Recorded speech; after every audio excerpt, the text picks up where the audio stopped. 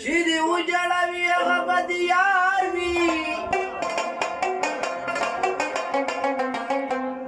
خندوي به د دشمن او چټک مکار وي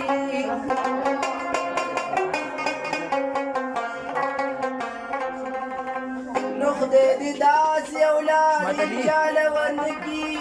چې بد خویه بد زبان او بد کردار وي